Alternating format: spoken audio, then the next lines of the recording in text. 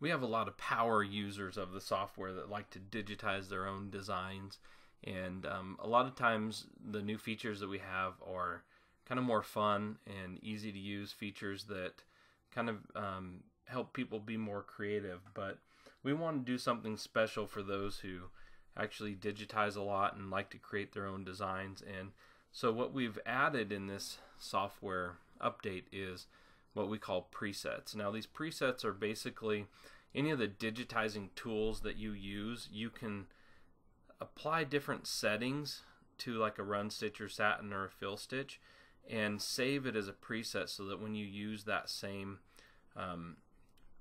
version of the run stitch, it will automatically apply the settings that you chose. So to show you what I mean with that, let's go ahead and grab a run stitch. And you can see that there's a little arrow next to the run stitch. Now if I click it, you can see that I have a standard run and a travel run. These are options that I've already created, and I'm just going to click on it, and we're going to use the default here, which is a single run, stitch length of 2.5. So I'm just going to create something, nothing special, just a little line here. And I'm going to right click to set it. I'm going to make sure that I do select it by hitting the selection tool. And now let's say that I like to do 5-ply bean stitches, and I like to utilize those a lot because they give a really good hand look, like hand embroidery look. And so they're stitches that I like to use on red work style designs, or a lot of designs have running stitches in them. So I'm going to come down to this, come into the properties box and choose the drop down arrow, and I'm going to click on a bean stitch, and then I'm going to change the number of repeats to 5, so that it'll give a 5-ply.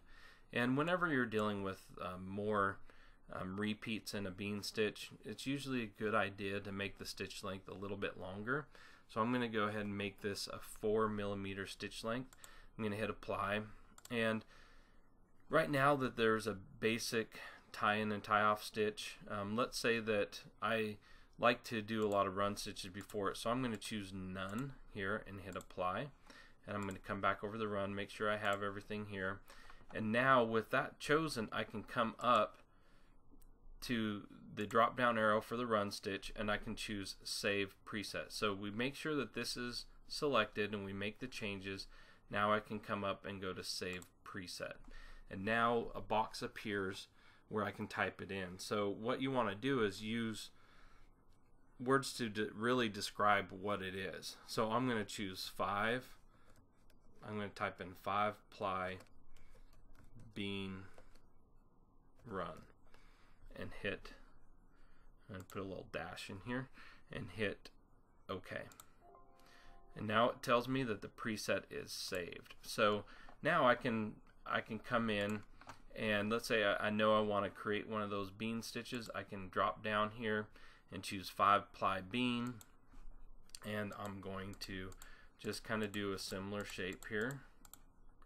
Right click, and let's go ahead and get in 3D view, and let's select it. So you can see what it's done when I select this is it automatically applied a bean stitch with 5 repeats at the stitch length of 4, and it's really neat. And also it remembers your commands, so if you know that if you want tie-in and tie-offs, you can have them or not. And so it's a really powerful feature. Some of the other things that a lot of people like to utilize is the steel stitch, and sometimes we want it to be a little bit more bold, like it's at a 1.8mm right here.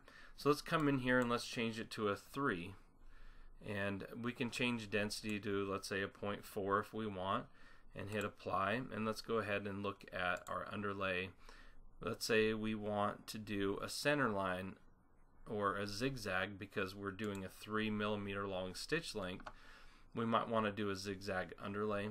Hit apply, and I can pretty much set it up however I want to here.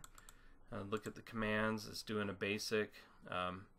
We'll keep that the same, and once we get it set, we make sure it's selected. We come up to the steel We go to Save Preset, and we'll just type in, we used a 3 millimeter width, so let's just do a 3 mm width and hit Save